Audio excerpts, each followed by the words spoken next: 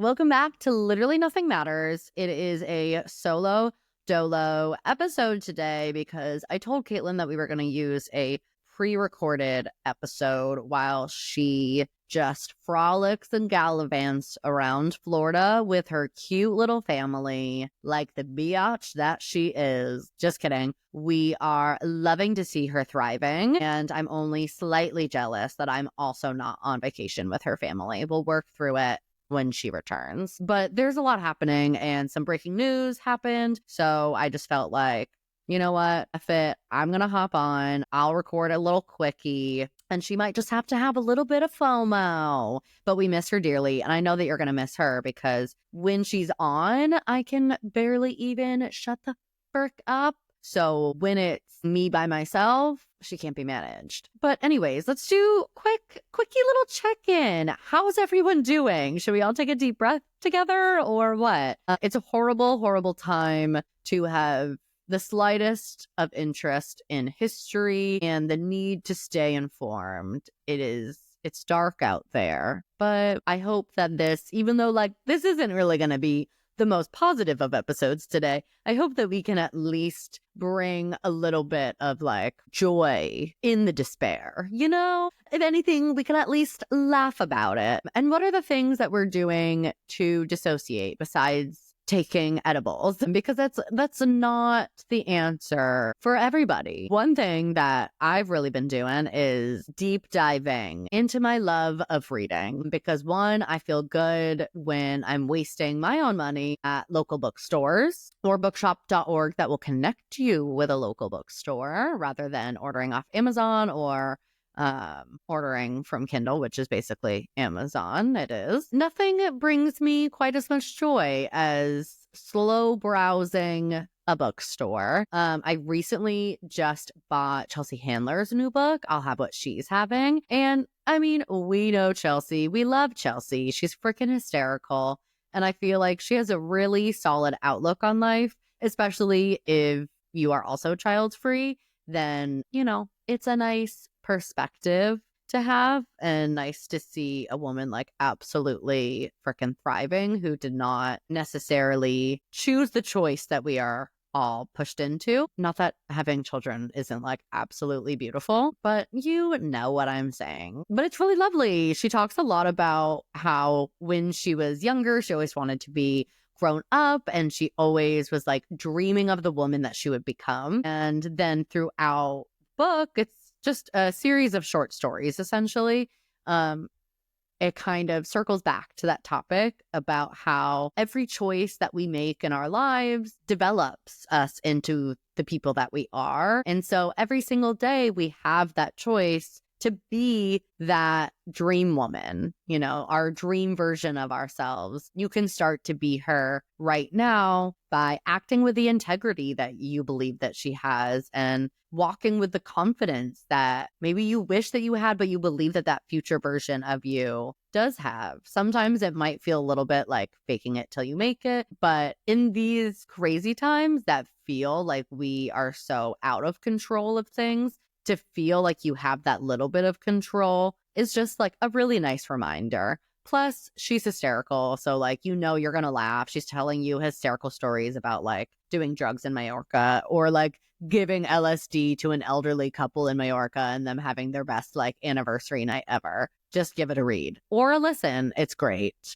All right, let's frickin' do it, guys. We got to get into the news. And let me just tell you that it's TMI, but this whole podcast is TMI. So I've been TMIing since 2020. Why is it that women are not given I need 2 weeks. I need 10 business days off around my period because I have PMDD, sort of self-diagnosed, but not really. So the whole week leading up to my period, I tell Mark it's the dark week. That's what we call it in the house. So he knows what to expect. And since I've been on my generic Zoloft sertraline, shout out, things have been so much better because we're not getting quite as dark as we were in previous dark weeks, but I still lose, the general will to live around that time. And it's really hard to like make myself be a person, but we're doing it. We're doing it.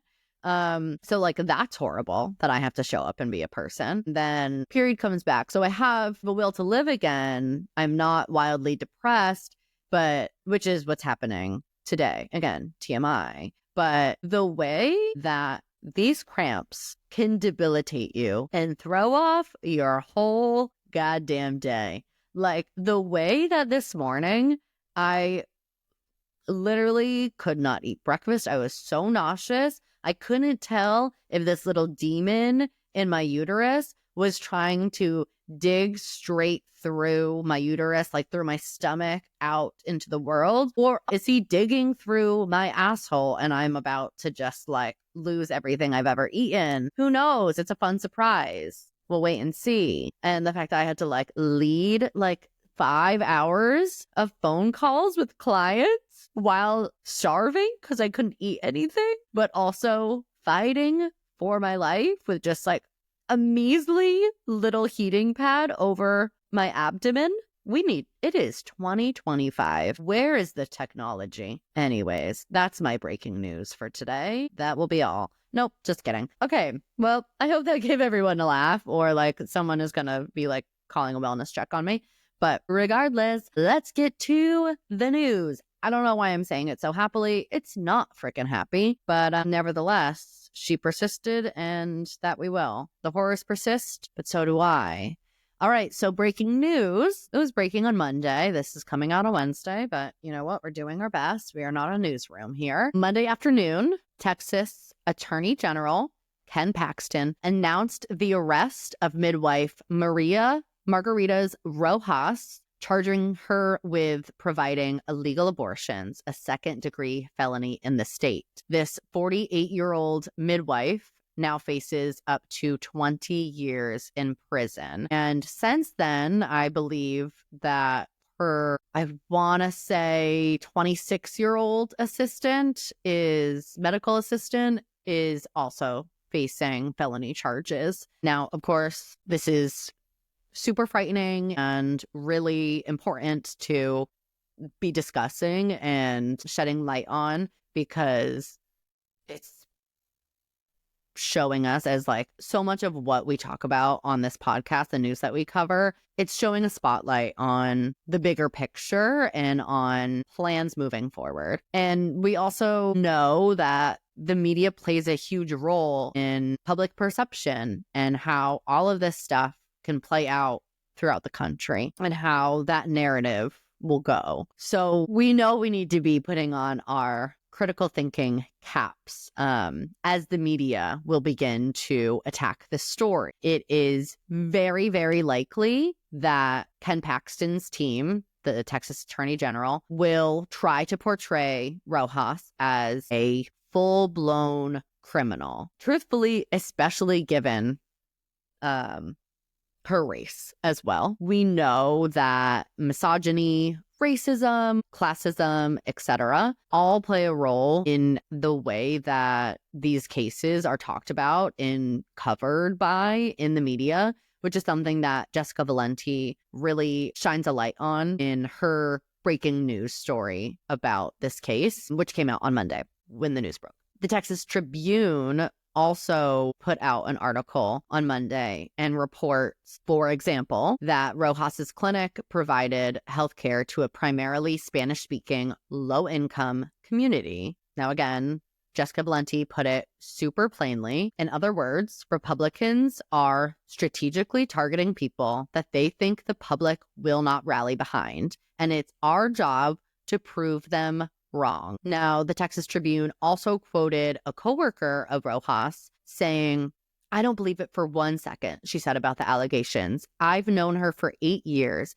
and I've never heard her talk about anything like that. I just can't picture Maria being involved in something like this." So they're already, they're already painting this picture, as this ghastly, unfathomable act, the providing illegal abortions. But this is exactly what we've all been expressing all along. If abortion is outlawed, it doesn't go away. it just increases the number of illegal abortions. So we'll be following this case. We encourage you to as well, but we also encourage you to look at it from this lens when you're having conversations about this case, when you're reading coverage about it. Notice how they speak of Rojas and her crimes. All right, moving on. News story number 2. So last week, Jessica Valenti, I know she's the words on everybody's lips, the words on Mandy's lips are only Jessica Valenti. But you know what? She's out here freaking doing the work, and I'm not going to not give her credit for the amazing work that she's doing. But also, I want to be like uplifting that work. So like, it is what it is. Okay. The number 1 fan club over here. Anyways, last week, Jessica Valenti also reported that Heartbeat International, the country's largest network of crisis centers, so those CPCs, has essentially admitted that they've been lying to women about HIPAA protections. So we know that these crisis pregnancy centers are notorious for being incredibly misleading to patients. You know, they lie to women who walk through their doors. They lie to them about abortion, about birth control, about that woman's own pregnancies. They spread lies about the safety of pregnancy and the safety of abortions, yada, yada, yada. But they also tell clients that any medical data shared with them is protected under HIPAA, although these clinics are technically religious centers, so they are not subject to any federal privacy laws, which is terrifying because also, lest we not forget that these CPCs are what some Republican legislators are suggesting be the framework for all women's health care. It's not real health care. That's the thing. Anyways, a nonprofit called Campaign for Accountability found a Heartbeat webpage directing CPCs on what to say about HIPAA, confirming that the anti-abortion group already knew that their centers have been lying to women. Literally, this guidance directs them to avoid saying things such as, "We follow HIPAA laws," and "Your information will always be kept private in accordance with HIPAA," and instead suggest saying things like, "We follow all applicable laws when it comes to your private information," because there aren't any applicable laws for them when it comes to our private information. So why does this matter besides the obvious violation of privacy? Now, obviously, we know abortion reporting is weaponized by anti-abortion organizations to shame patients, to intimidate providers, and to fabricate data that falsely makes abortion look dangerous, when science tells us repeatedly that when done correctly, it is not. When we have the right framework for healthcare, it is not. And they're not only going after illegal abortions. They would like all abortion information, including patient information, to be public. There are Republican legislators that are pushing for abortion data to be public, like birth certificates and death certificates. And the Guttmacher Institute released a policy analysis last week and actually recommended that abortion tracking should just be collected voluntarily, the way that most high quality research is tracked. This isn't like them wanting to secretly share our private information. It is not about patient safety. It has nothing to do with patient safety, regardless how much they try to shove that down our throats. It's about restricting healthcare and punishing patients and providers, like we saw with the first story. Deep breath. That was a very shallow breath, but let's do a deep breath together. Through the nose, sigh it out. All right, fine. I almost said last and final story, third and final story. The New York Times reported on Monday about a new study of birth data from 2023, showing that after the Dobbs decision, abortion bans successfully prevented some women from getting abortions in the immediate aftermath. However, the effects were most pronounced among women in certain groups. And I bet you could guess what these groups are: Black and Hispanic women, women without a college degree, and women living farthest from a clinic. Healthcare deserts, as we've discussed. So this working paper released on Monday by the National Bureau of Economic Research, was the first to analyze detailed local patterns in births soon after the Dobbs decision in 2022. At that point, abortion rates were slightly declining or about flat nationwide. Now, unexpectedly to all of these anti-abortion lawmakers and organizations, abortions have actually increased nationwide since Dobbs. Anyways, researchers say this is evidence of unmet demand for abortions before Dobbs. Since then, telehealth and a surge of financial assistance, so abortion funds, which primarily are like raised online, have made it easier for women to get abortions in both states with bans and where it remained legal. Now, I don't think this necessarily means like overall abortion is easier to get, because we know that to not be true, but the increase in telemedicine definitely helped, although we know that they're coming after that, and that's probably next. Whether that's continuing to legally go after doctors in other states prescribing abortion medication to patients in anti-abortion states, and or limiting the shipment of abortion medication via the Comstock Act or something of that nature. But regardless, the data is really interesting. And the point of it all is the communities that are affected, because it's what we've been saying all along. Yeah, are you a white woman crying about like healthcare and all of that? For sure, it's scary, but most likely you're going to be able to get the healthcare that you need.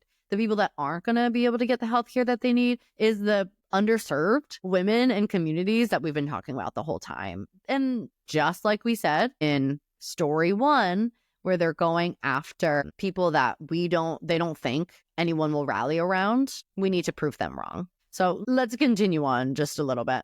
So the national increase in abortion kind of masks that some people are really like trapped by those bans, said Caitlin Myers, a professor of economics at Middlebury College. She's also an author on this paper. Happened is an increase in inequality of access. Access is increasing for some people and decreasing for others. So that's kind of what I was trying to say on that annoying little rant that I just had. So for example, here are some stats in that paper. Here are some of the findings.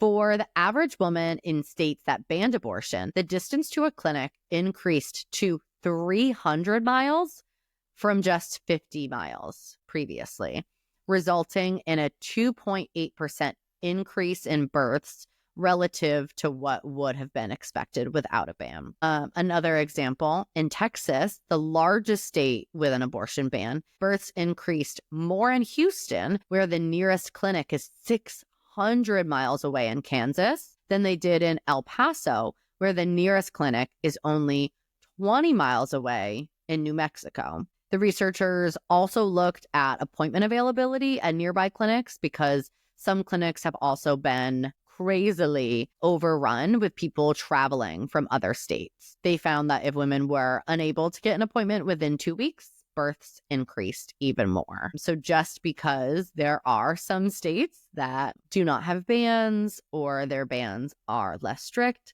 it doesn't mean that people are able to get the care that they need, because there are still a lot of barriers there, right? I wish that Caitlin was here to end us with a mental health moment, but I'll just leave you with this. It is a lot. The world is scary. There is so much more happening in our country and beyond right now, beyond this reproductive rights stuff. So I hope that it never comes off like we're ignoring a sector of the news or ignoring a group that is being like disproportionately affected by what's happening right now. But we're really trying to focus this podcast specifically to reproductive rights news specifically. And of course, as much as we can, we're going to try to broach those intersecting topics like violence against women and trans rights and all of those things. But if we want to keep these episodes also like digestible, we can't cover it all because there's just too damn much. And we know that that's the point. So I hope that you're finding a balance of tuning in when you can, tuning out when you have to, because we have to sometimes, and just leaning on your people, lean on your local community, lean on your friends and family. The girlies be FaceTiming, do some wellness checks on your friends. And then if you want some IRL community, please come join us on Sunday, April 6th for our first live event. Tickets are $40. If you cannot afford that, seriously, no shame at all. Send me a DM either to the Literally Nothing Matters pod Instagram or Amanda__Driscoll, my Instagram, because we don't want cost to be like prohibitive here. We really want it to be open. We're not making any money off the event. We are simply just like paying row 34, paying the workshop instructor, and making it a special event for you all. But we really want, above anything else, we want it to be about community and having a really positive morning with like-minded individuals, feeling more empowered, getting more confident. For myself, quickly, the event really hits home because I am a survivor or victim. I don't know. I don't really like any of the words. I don't really even like to talk about it. Of sexual violence. I don't know. I don't know the words, but all jokes aside, seriously, as a survivor of that and someone that's experienced that, I know that some of the topics that we're going to broach that morning might be triggering. So if you're not in a space to join, that's okay. But also just know that like, if the worst of the worst already kind of has happened to you, this might be a bit of healing also for like by having these conversations with other people, by knowing that the workshop is really based in very much not a victim blaming mentality. So knowing like you will not be blamed for what's happened to you. You will just be supported and uplifted. If you're single and you're dating and that scares you because the world is scary right now, this might help you feel more control in those dating scenarios. Or if you're just someone who wants to feel more control and confident in general, because we know that stranger danger does happen too. It's for everyone, anyone and everyone. It's not just for like cis women either, because ew, how boring would that be? Really just like cis men can come. Sorry. But we want our friends of the LGBTQ plus community to be there. It will be so helpful also to have multiple perspectives. So please join us. We're so excited to meet you and just have, even though, yes, these topics are heavy, I do think it will be a positive and a fun morning at the same time. And so links in the show notes. It's also linked on our Instagram and like both of our personal Instagrams as well. Have a lovely week. Keep your chin up. We got this. We got to just keep on persisting and keep talking about these topics and leaning on each other. So love you so much. Love you, mean it. Bye-bye.